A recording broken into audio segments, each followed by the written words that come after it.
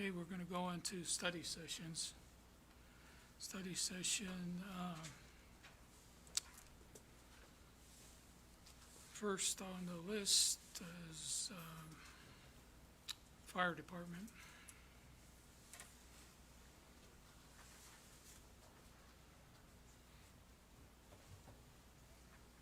Yeah, we got several items for you guys. Lieutenant Luloff submitted his letter of retirement. So, he's been a member since 2002. He's pursuing a career path in electronic security system installations. So we would like to thank him for his years of service, and then next week we'll request a motion to accept that I'll move to Nope, accept the, whoop, whoop. study. study session. Bring it next week. Yeah. And then the next item, that leaves the fire department with a open lieutenant position. We have 5 members that tested successfully, passed the written exam. All 5 candidates moved to face a panel who evaluated them on their skills. Josh Hedlund came out of that throughout that process. So next week I would like to bring before you guys for Josh to become the next lieutenant to replace William Luloff. Okay. Okay. With that, that leaves an open position. So we are down 2. That would make us down 2. Right now we're currently down 1. So we do have a candidate for the open position right now, and then we'll have another position when Luloff is off the books sometime in late September. So right now we would like to try to fill this position with Landon Everett. He successfully interviewed, and we've known Landon for a while, and we kind of recruited him through high school and on. So he's pursued in the HCC program that they can take firefighter 1 and 2 and EMT through high school. Has been very successful with that kid, and he's working his way into a career path. So we'd like to move forward with Landon next week as well. Okay. Then the last item I think we're going to talk a little bit about in the IAP, which is we're at status 0 for level 3 gowns. The emergency management has secured us level 2 gowns through KDEM, which is it's better than nothing right now. We've been trying to find gowns and purchase. The only thing out there to purchase is extremely large orders. We didn't want to go with disposable gowns. We wanted to go with washable so that we didn't have this problem, and we can just wash these things, disinfect them, and then put them back into service. So we are wanting to see what your thoughts were on going ahead and moving forward before the state okays it with the gowns. I'm sure that this is probably something they are going to cover with SPART funds. It was requested in the SPART funds, but there's the ability right now. We have major hospitals in the Kansas City area that are about to put in a significant order, and the salesperson called me and said, I just want to make sure you guys have a heads up. They're going to have a significant order coming through. Your smaller order is going to get delayed by several months. So I don't know what you guys want to do, if you want to push forward with this or if you want to wait for state approval before we go forward with it. But I think if we do wait, I do believe it's going to be okayed by the state for the SPART funds. But if we wait and the other hospitals get their orders in, we're probably going to be a couple of months out. I would like to bring this forward today after the recess so we can get our order in, sort of banking on the fact that our Sparks order will get approved. We're after the date on reimbursement, so it has to be approved by them. But whether it's approved or not approved, we need these type 3 gowns, and we're 0. We can't get them. If we can get this $10,000 order of these reusable gowns, I think we need to pull the trigger and get them. So, I say bring it, okay, bring it forward. you know, when after, when we come back into commission, we- Okay, okay? That's all I got. All right. Police department, And you all have it refreshed too. pardon? Refresh really quick too. And I have just one item that I would like to bring next week is to pay the year 4 of 5-year contract agreement with Axon for an amount not to exceed $5,544. We purchased 21 tasers on a contract a couple of years ago, and this is our 4th year payment. okay? Okay. Bring it next week. Okay,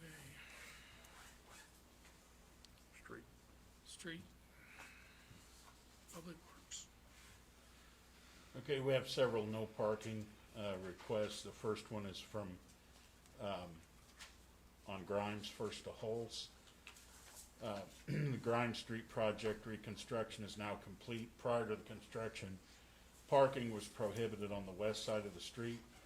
Fire hydrants are located on the east side of the street. The fire chief has requested that we move the no parking to the east side.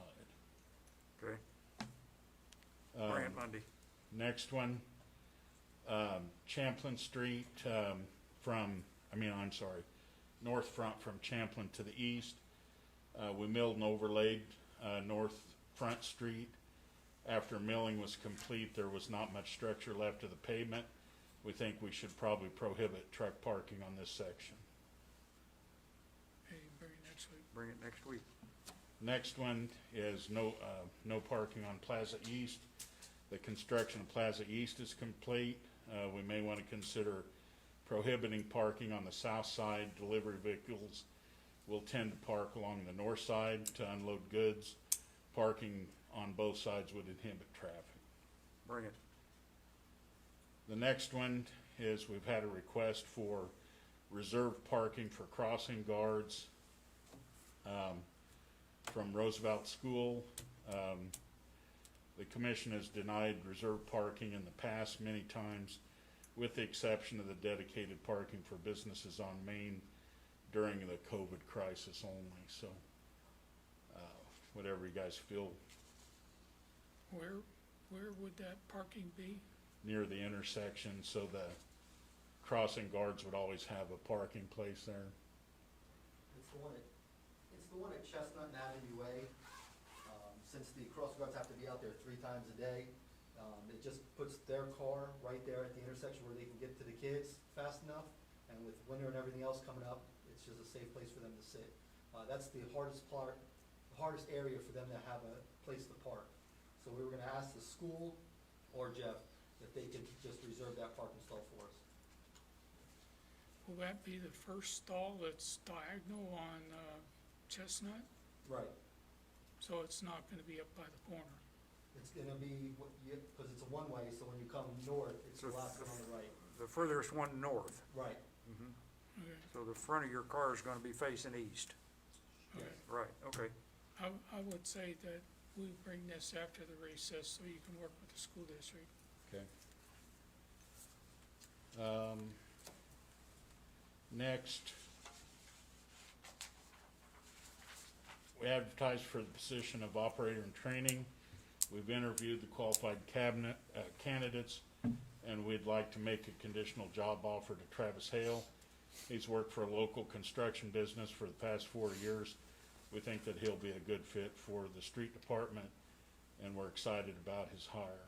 If approved, he would start with the city on September 7th. I would suggest that we bring that to commission meeting following this Yeah, study session. it's fine. Okay, and then the second one, this would be the one that we held open from back in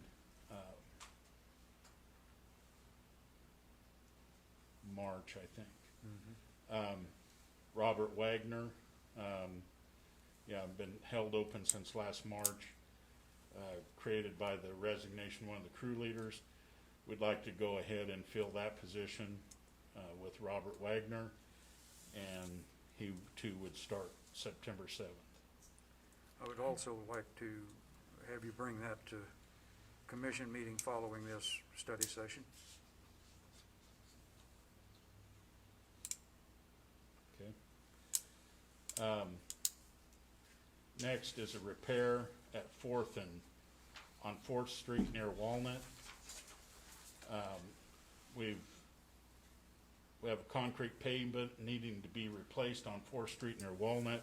We put an estimate together in the amount of $15,930.15 to replace an area of deteriorated concrete 160 feet by 22 feet. We've received numerous complaints from EMS for this section. That's something we do ourselves, Yeah, in-house, okay? yeah, it's for materials only. Bring it next week, vote on it. Next, 300 block of North Grand, street repair, curb replacement, and alley approach. We need to patch a section 300 North Grand, replace 190 feet of curb and gutter and alley approach. We put together an estimate in the amount of $3,628.54 for materials only to complete this work, and that's in-house as well. Okay, Next, 1300 block of Oak Lane, street repair, curb replacement, and replace entrance approaches. We put together for 110 feet of curb and gutter and entrances, and pavement patch in the amount of $3,753.31 for materials only. okay. Will Bring it take care of that drainage issue that they have pictures of on there? That'll help, yeah. Okay, bring it. Next, we'd like to visit about the future maintenance of field number 5 with the construction of the dog park and bulldog park. We will not spread biosolids on the field. Wayne is negotiating a contract with the college to use as a cross-country course. It looks like the use of the field will be extensive. Should the maintenance of this field be turned over to the park department, and I asked Mike to come in and share his concerns with you on this. Okay, come on down.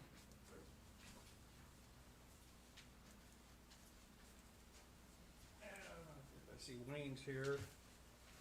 I don't know if any of you have been out to the field and see what the college has done, and I think it's really going to make a nice venue for the schools to run on.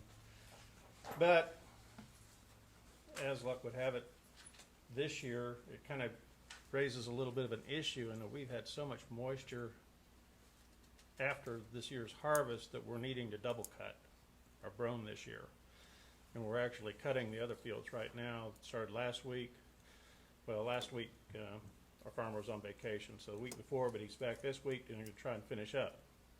But we're not going to be able to cut field 5 because the college has their course established, and if we were to cut it, we'd basically wipe the course out. So now we're looking at, I've talked to Kedrick Clay with the school, and my understanding is they would be done with the field in November for this season. Now, if we were to go in and try and cut it in November, I don't know how that would go. I haven't talked to our farm manager about that yet, but more than likely, if he cuts it, it's not going to dry down and it's basically going to be worthless. But we have to get it off, otherwise next year's crop is not going to be any good because that grass is going to lay down and die. So rather than normally having a revenue off that field, now we're looking at a $3,000 to $4,000 expense. So we haven't put sludge on that field since 2006. Originally, field 5 was the entire quarter that went all the way out to Deerfield Home. So we've slowly been carving it out for different purposes. And what's remaining now, I think, is just kind of a placeholder. We've retained operational control of it just because we've farmed it. And it's worked out great. But now with the new usage, I question, we're never going to put sludge on it ever again, probably. So, and just based off of what we're seeing this year, I don't know how viable it is to try and keep it in a normal production for brome. And I know the college has gone to a lot of expense and work, labor to get that course established. but they want to keep the grass tall so that they don't have to delineate the course with markers and stakes, worry about people cutting across the course when they're running. So rather than trying to keep it into a brome field, and if the city still wants to retain it for potential uses down the road, that maybe rather than trying to keep it into a brome situation, maybe try and convert it back to a tall grass natural type of setting that wouldn't require the maintenance or the conflicts with the agricultural side. And that way we wouldn't destroy the course layout every year, which we're going to do if we keep harvesting the brome off of that. So I don't know how Wayne feels about that, but it's kind of migrated to where it's really not a wastewater issue anymore. So to me, it just kind of makes sense that way the city would still have it, but allow it to be used for what the intent is right now is for the cross-country course. But I guess we need to know, or I need to know, or what we need to think about is if we want to head in that direction. Because if we don't, we're going to need to harvest that in November, or at least get it off of the field. And then we're looking at fertilizer expenses if we're going to try and continue to farm it in brome. And then you've got the conflict again next year. Now, if you wait until November to cut that brome, you're gonna lose all of the nutritional value out of that material.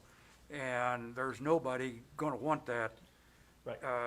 Middle of November or 1st of December, so. Right. More than I mean, likely- that, it's a lost deal as far as I'm concerned right now. Right. There's no way to cut part of that field? Not right now. I don't know if you've looked at the course layout, the way it winds all around. And the college right now, when they're mowing the course to keep the lanes established, and they're cutting it down to about 2.5 inches. And when Dennis swaths that swather is down to about 1 inch. So if he goes across there, he's basically going to erase every bit of work that they've done. Mike, is it possible he can raise that any and cut it a little higher? I haven't talked to, like I say, he's been on vacation. I'm gonna try and get hold of him today and have him go out with me and look and see if there's a potential that he could just cut it and maybe leave a foot. I think the college would prefer that we leave it tall, like I say, because now it actually provides a real clear delineation of where the course is. I don't know that he can bale it if he leaves it a foot tall Yeah, and then he tries can't to rake it. swath it. I I think don't he'd- think he can bale it after that. Yeah, I would like to say that if we could delay this till next week, you talk to Dennis, see sure. what his recommendations are. Wayne, you talk to the college about if we swath that, what the problems are for them, and then let's talk about it next week. I agree. And I'm saying put it on the commission meeting, not on study session, so we can make a decision next week. What Okay. maintenance would all be involved at this point for the park department if the park took it over? I mean, would you still have to cut it annually, or Just cut it once a year. just cut it once a year? And that's what you're already doing to Well, that's what you're already doing to regardless of whether it's wastewater or whether it's park, if you're gonna try and keep it in brome as an agricultural field, then the maintenance is gonna be the same. It's just, this particular year, there's a double cut, which is it's liable to happen again. And I think if you did revert it over to more of a natural tall grass type, undisturbed, that way the college could still maintain their lanes. So they're not gonna have to basically reconstruct it every year. So, And the college is cutting most of they're doing all the work right now. right. They are doing all the maintenance. And then a lot of that area out there, we already leave natural. Okay, let's come, after Talk talking to- with Dennis, talk to Dennis. let's come with a plan to commission meeting next week. Mike Two of you will got work on it. coordinate. Mike will And if work he- on it. And if Dennis I- needs to come in and wants to visit about it, why, have him Sure. come to commission meeting. And the only other thing I noticed is last week when I went out, actually drove the course to make sure there wasn't any metal stakes or anything remaining that they had put out, and they got all that cleared. But while I was driving around through that, I thought thought, boy, when the young people find out this is basically a race course out here, I could see people out there tearing the thing up. So Yeah. I don't know if from a security issue, whether it, and I've talked to the college about that too, whether we might need to fence that Well, along the street, but Yeah. just some different things to think about. All right. Yeah, we need a plan next week. appreciate it. Thank you. Thanks, Wayne. The next item, we have 3-point repairs needed. One in the alley behind 707 North Oak, one in the easement between 201 and 203 Eastmore, and one in the easement behind 1114 Linden Drive. We asked Stevens Contractors for a price quote to perform the point repairs. We received a price of $59.26 for 707 Oak, $33.93 for the easement between 201 and 203 Eastmore, and $9,027 for the one 1114 Linden Drive. Total cost of repairs is $18,346. The 1114 Linden Drive, there's fences in the way and tree roots, and so it's going to be a real difficult one to perform. Okay. Needs to be done. Next, change order number 4 with Cornejo and Sons, and this was to increase the quantity of concrete seal course. The bid item of concrete seal course with a unit of 1 cubic yard was included in the contract. This is typically done in contracts because it's not known at the time of design if the seal course will be needed. We looked at the weather conditions before each box base was placed and determined if it was in our best interest to pay for a seal course. Placing the seal course to help keep the project on schedule, and we have also underrun the foundation stabilization rock on those boxes. We would typically use foundation stabilization or concrete seal course. Net change in the contract, $14,553.75.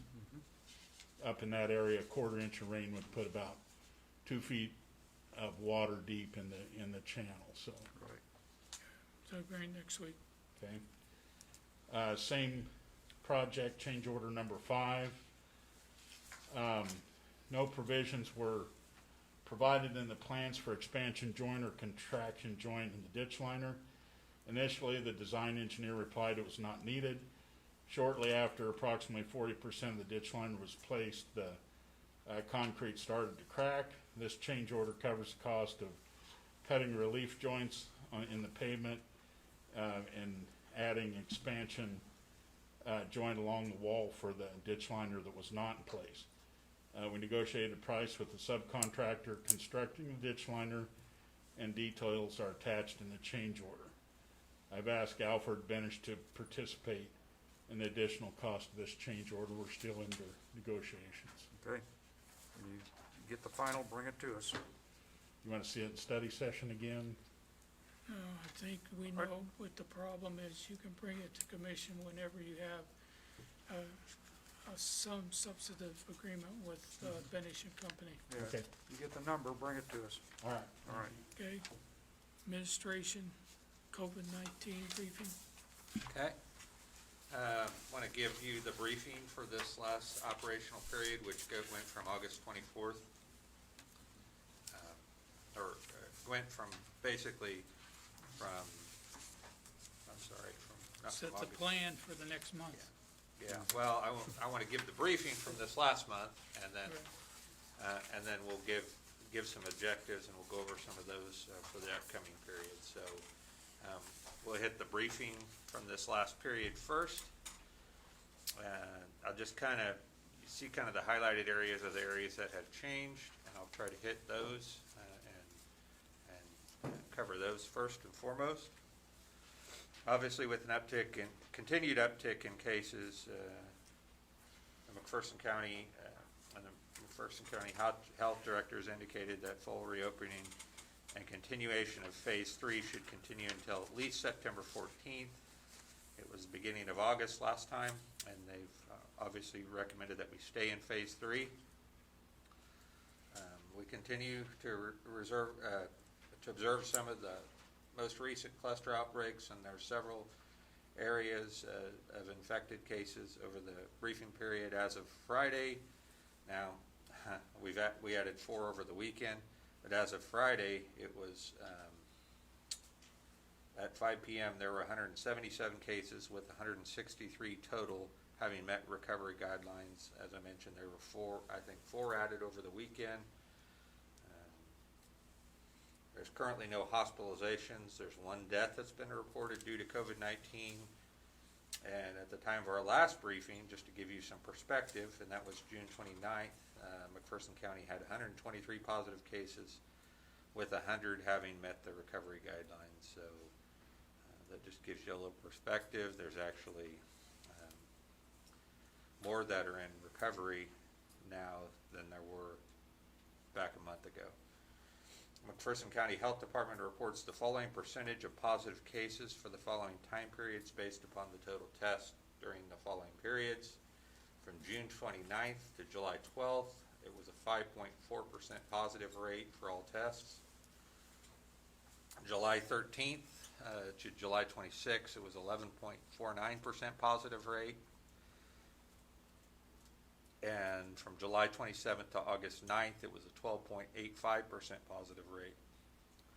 As we continue to see significant spike in numbers of cases, it's critical that we remind the community that we're not yet away from the pandemic, and the continued spikes should show that the current COVID-19 pandemic is still ongoing. I would just like to say that this is not, the increase in the positive rate is not necessarily more testing. We have a number of groups of people that choose to disregard any mitigation items that we can do. And now we have both colleges back in session. I believe they started the 17th on a soft entry of coming a little bit at a time. Other colleges, small colleges in the area that end up frequenting McPherson are back, and we will pick up some cases from that. But it is so important that we do the mitigation. You can argue all you want against it, but if we don't slow this positive rate down, then it's going to be difficult to do anything. We have made masks mandatory if you cannot provide social distancing. You still have to wash your hands. You should do the social distancing. And once again, if you can't, you wear a mask if you can't do social distancing. We have to do something to slow this down.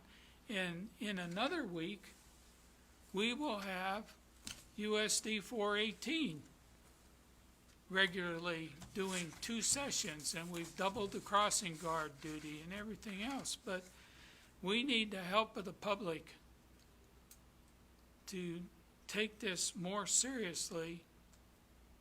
We've had a lot of good growth. We have industry that's requiring the mitigation techniques.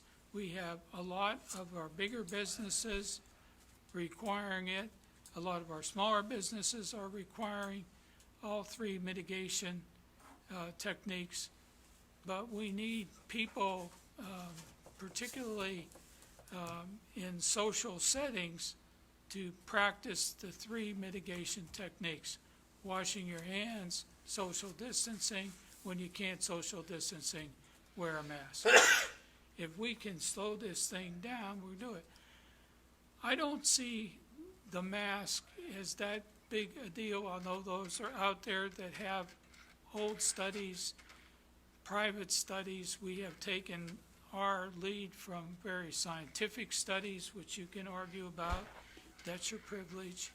But we have to do something to slow this positive rate down. And that will ultimately impact what we can do as a city, because every time we make a police response, a fire response, or we send our code enforcement officer out or other people, we lose those people for 14 days, even on a mild case. it is going to make it extremely difficult for us to provide city services. We need your help. Do the best you can. We're going to pick up a case here or there, probably no matter what we do. But what I am most fearful of is not the health epidemic. I am fearful that somebody above us is going to mandate another stay at home. And then we will be back in an economic pandemic. We have done extremely well in the city of McPherson. I know that we have some people that are still hurting, but by and large, our unemployment is low. Our revenue has worked out. People have been able to work enough. I think we have, for the most part, control on evictions, power shutoffs, all of that. But we need your help. If we do not get your help, and the state or somebody else decides to do another stay at home, the people that already have a fragile business situation are not going to take another deal. That's why we're all doing this. Shop locally, do the 3 mitigation techniques, and let's keep everybody working and keeping their business going so we can make it through this. We do not want an economic pandemic in McPherson, like a lot of other people are going through. They have a health pandemic, they have an economic pandemic. We have a very slight health pandemic, which we're trying to keep at that level, and we have virtually minimal economic pandemic. The public has to help us do that. And even though we're short on some positions now, we will keep going. But if we have to quarantine, we will greatly reduce our services and make changes. So please help us. John, along that same line, you heard Jeff's report earlier this morning that we have one construction company that is completely shut down, and what that's going to do is delay the opening of Chestnut Street by at least a week and possibly longer than that. So we definitely need everybody's help to try to get this thing taken care of. Go ahead. Sorry. This isn't a surprise to anybody else, but as of at the end of on July 27th, the commission, based on a change in severity in the Harvard Global Health Institute, the McPherson City Commission voted unanimously to adopt a modified mask mandate in McPherson with City Ordinance number 3340, and also passed Resolution 2009 encouraging McPherson Board of County Commissioners to reconsider exempting the McPherson County Executive or the executive order from the governor, which is 2052, mandating masks.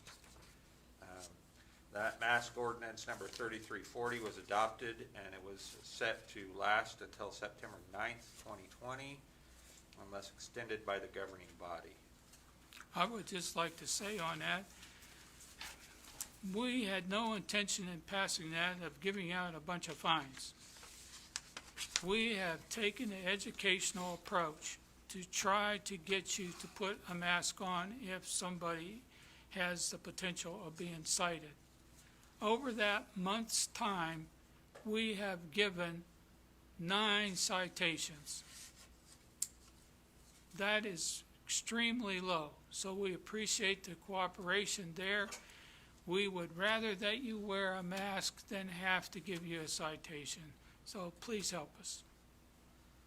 The McPherson Water Park remained open until August 15th, 2020, when it closed for the summer. Disinfection of the water park for the season was largely a success.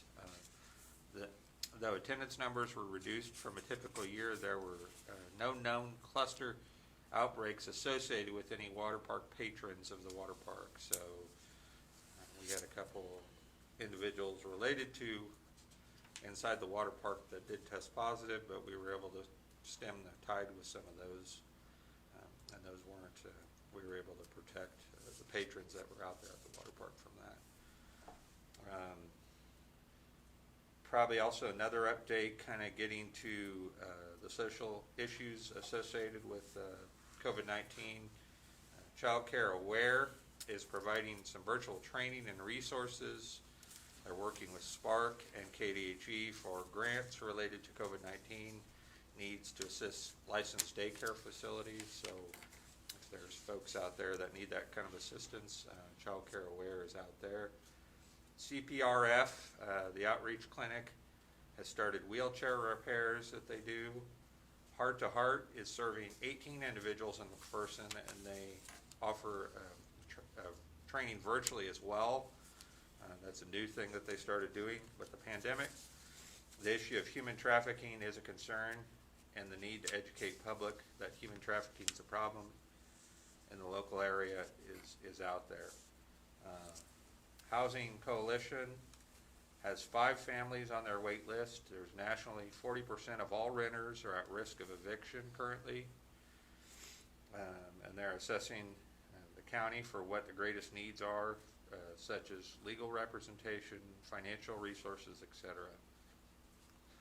United Way of McPherson County has now helped 53 families through Community Response and Recovery Fund that they have established. The fund was created to assist people through job loss or reduced work hours or other issues due to COVID-19. To date, United Way has paid 37 utility bills. They've helped with 26 rent payments or mortgage payments, and 1 prescription that they've helped fill for a total of $22,706.70. United Way has hosted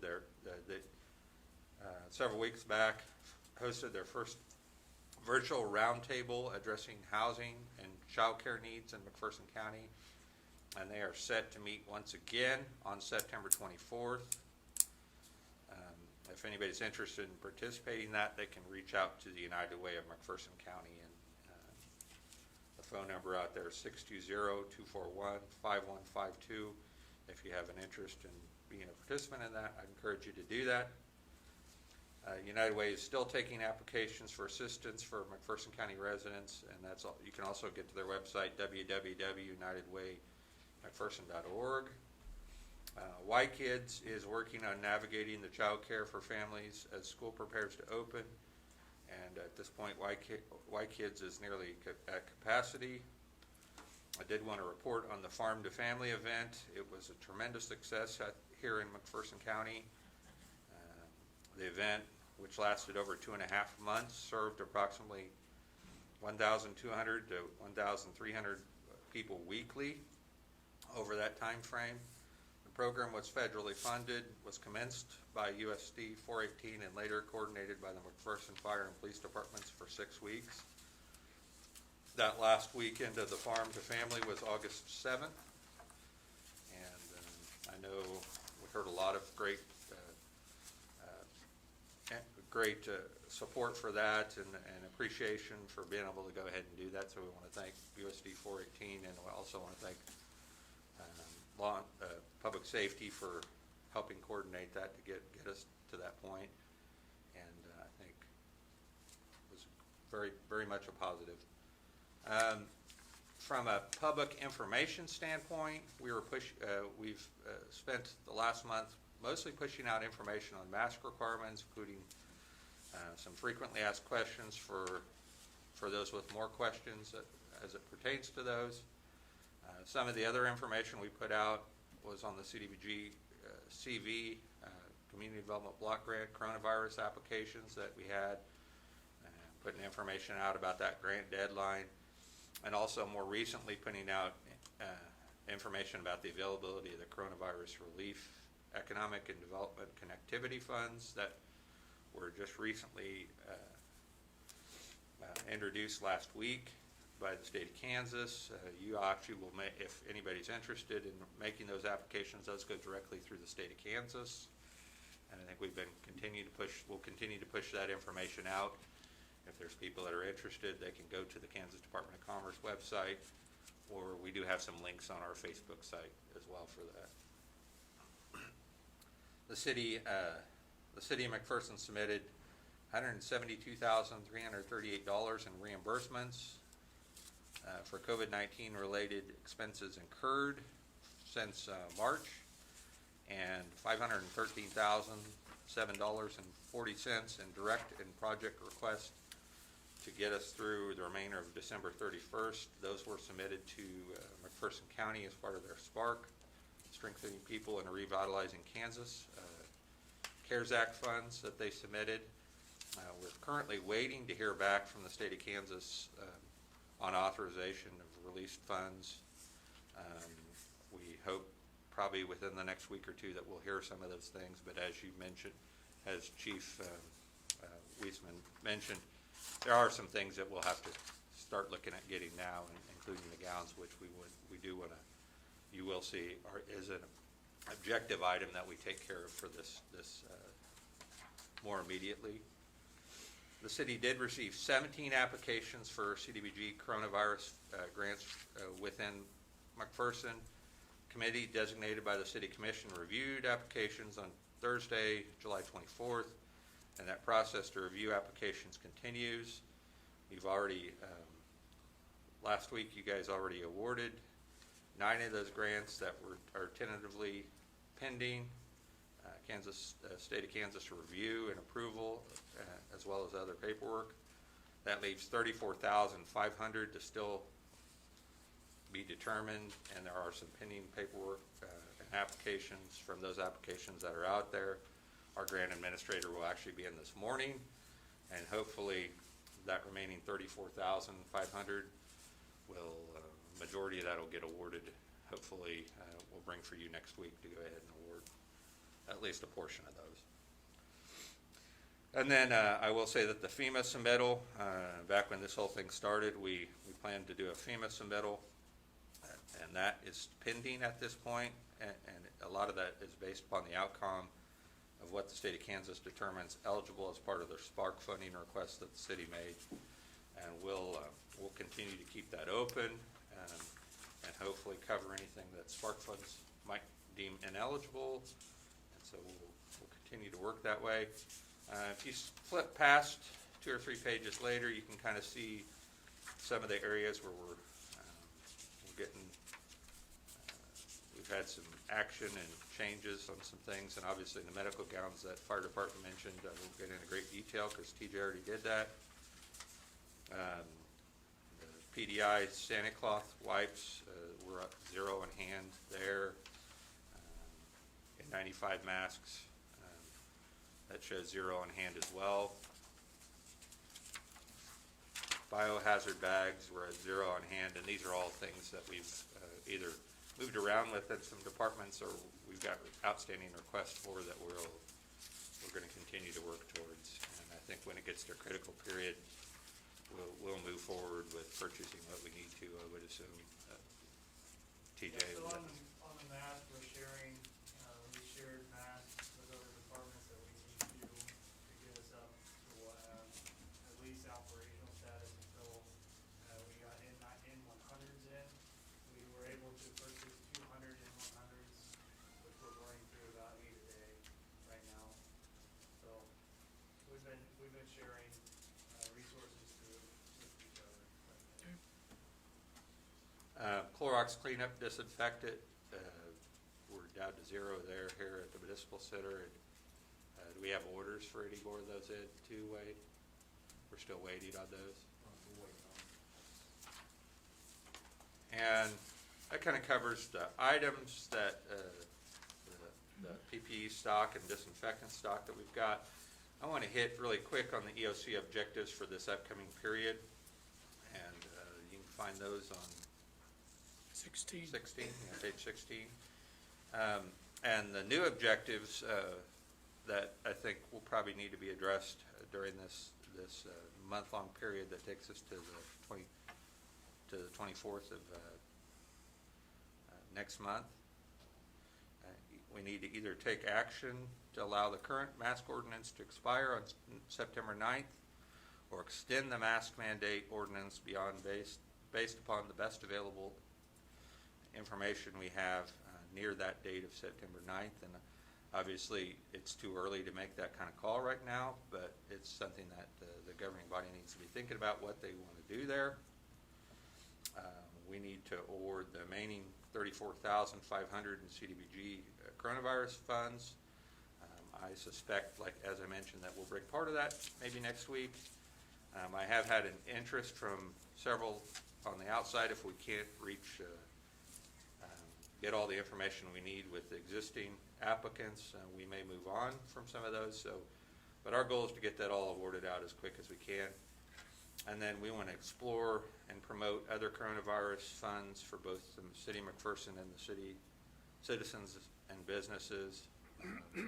So we want to at least put that information out and let people know that those funds are out there. We'll continue to do that.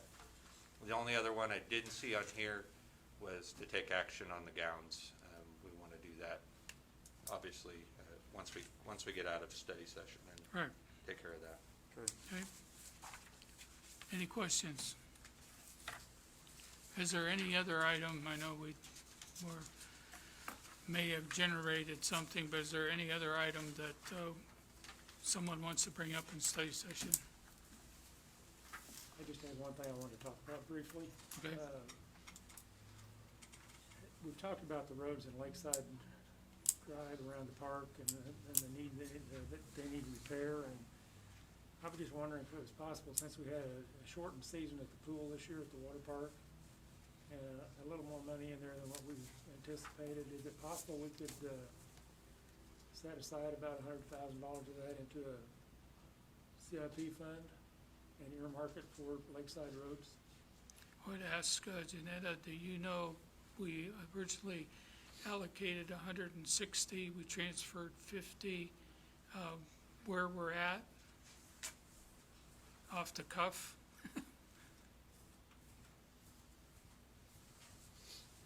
Sorry, my knee's not cooperating this morning. Good morning, Commissioners. Good morning, Mayor. Gary reached out to me over the weekend, so I do have some information that I can provide. The water fund balance, as far as a cash standpoint, and this is as of Friday, was $278,578. The budget authority is $418,153. So we have plenty of budget authority. As the mayor did indicate, we budgeted to transfer $180,000 from the general fund into the water park fund in 2020. We had already transferred $60,000 prior to when we started the target budgeting back in May of 2020 based off of the impact of COVID on revenues this year.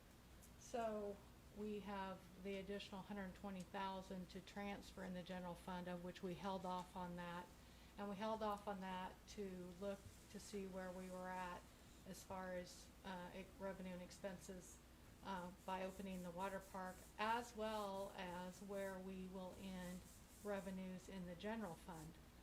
So at this point in time, I don't feel like we're in a position in the general fund to say, yes, we could transfer that remaining $120,000 into the water park at this point. Without transferring that $120,000, that will have an impact on future capital needs of the water park. And I guess for what it's worth, Gary asked for my opinion on that, and I suggested, as we talked about this 2 or 3 weeks ago, is that we look at the entire capital improvement plan that was adopted by the commission in June to review the capital needs of the city and prioritize those based off of what funding we have available. So Would it be safe to say we don't have all the expenses yet for the water park to know what revenues versus expenditures were? That's correct. I would encourage us to at least wait till we have those in, because I would suspect that our expenses,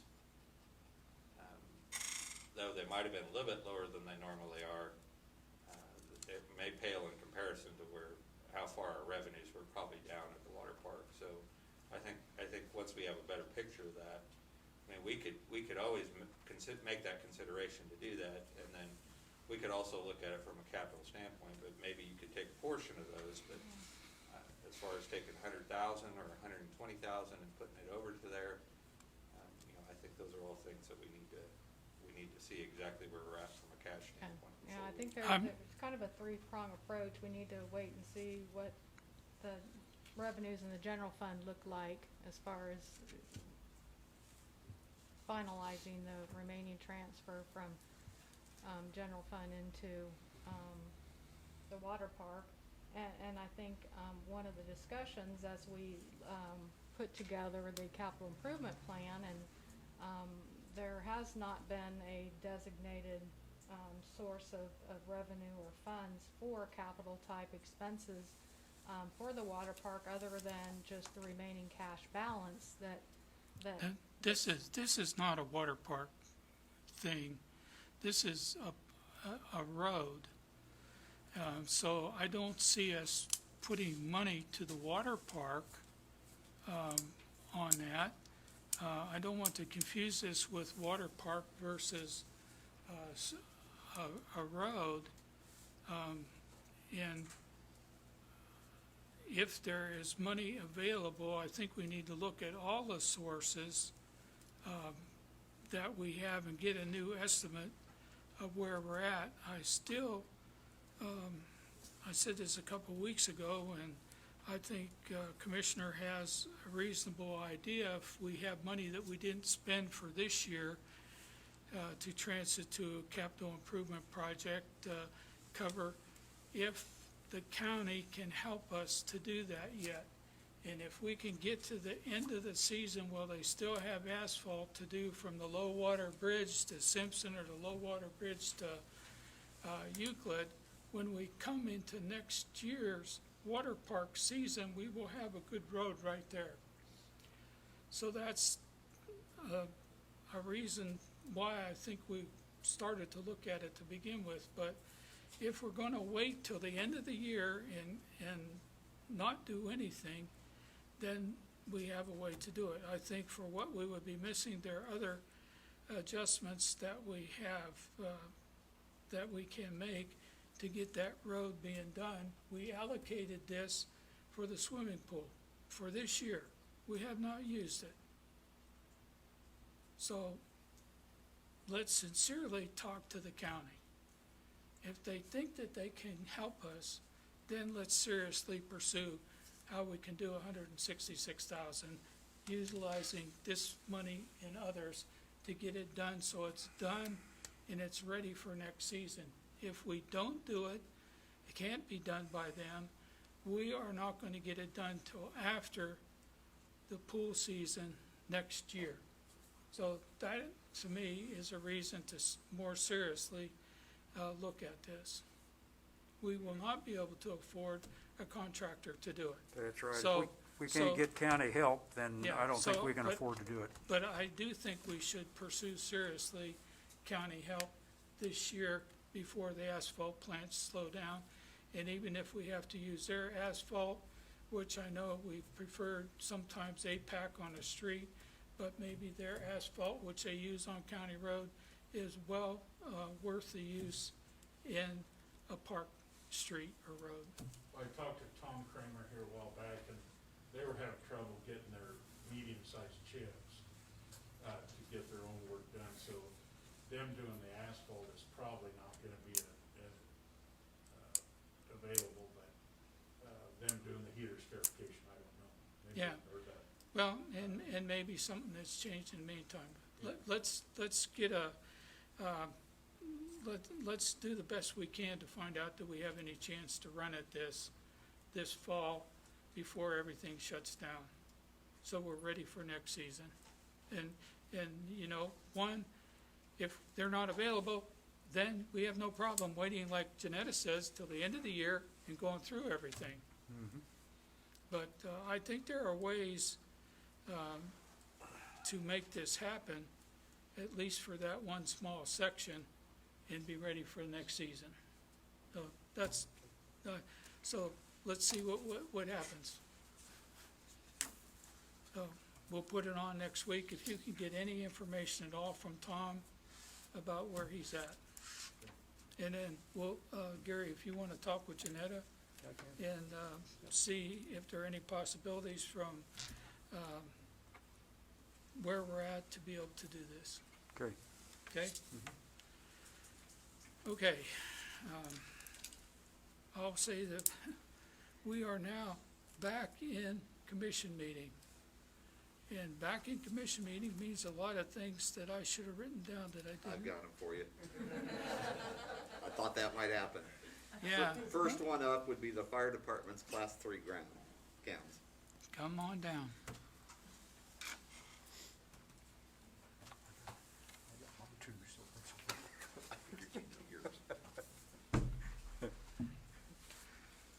Okay, the fire department has been at status 0 on level 3 gowns for COVID-19, signal 19 patients. Emergency management did a great job.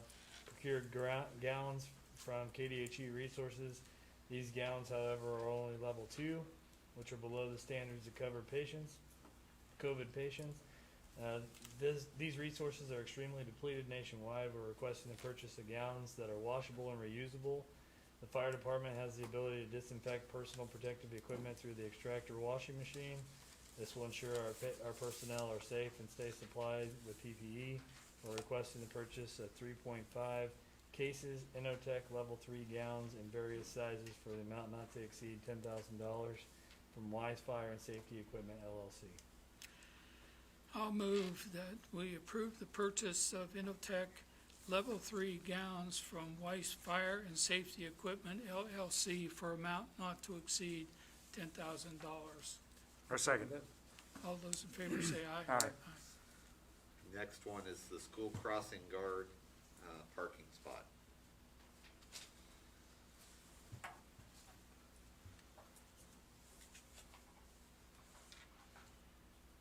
We received a request from Roosevelt School to reserve parking for school crossing guards at Roosevelt School. Yeah, I move that we accept that request for a crossing guard at Roosevelt School, For the parking place. parking space. I'll take that. All those in favor say aye. Aye. Okay, we have a couple of Hires. hires. Travis. Yeah. We advertised for the position of operator in training. We've interviewed qualified candidates. We'd like to make a conditional job offer to Travis Hale. He's worked for a local construction business for the past 4 years. We think Travis will be a good fit for the street department and are excited about his hire. If approved, he will start employment with the city September 7th. I move that we approve making a conditional job offer to Travis Hale for the position of operator in training at the street department, pending successful background check, drug screen, and physical capacity profile testing effective September 7, 2020. He also approved the amount, which is $15.66. And a wage level of, to start at $15.56. You said that, didn't you? Okay? Yeah. Is that your second? Second. All those in favor say aye. Aye. Aye. We've advertised for the position of operator in training. We've interviewed the qualified candidates. We'd like to make a conditional job offer to Robert Wagner. He's worked for a local agency for the past 2 years. We think Robert will be a good fit for the street department, excited about his hire. If approved, he will start employment with the city September 7th, 2020. This is the position, the vacant position held since last March, created by the resignation of one of the crew leaders. I've got to find it here first. It's right below the one for Hale on the study session. Well, Here, I'll get it here just a here, second. you can read this one. Right here. Okay, I move that we approve making a conditional job offer to Robert Wagner for the position of operator in training at the street department, pending successful background check, drug screen, physical capacity profile testing, effective September 7, 2020, with the new wage rate of $15.66 per hour. I'll second that. Yeah, okay, thank you. All right, thank you. Is there a second? Yes, I'll say that. All those in favor Thank say you. aye. Aye. Okay, do we have any other, That's it, right? Now executive session, Yeah, let's go to no, executive. well, we may not. the best for last. Yeah, I need to, get back to city commission.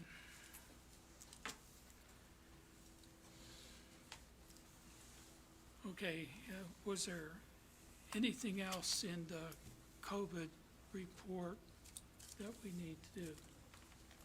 Okay, I would like to move that we accept the COVID report and the objectives for August 24th through September 21st. I'll second that. All those in favor say aye. Aye. Okay, we need to go into executive session. And, come up. I'd like to move to go into executive session under the privilege of attorney-county privilege for the matter related to potential litigation for 20 minutes from 10:12 to 10:32. A second. All those in favor say aye. Aye.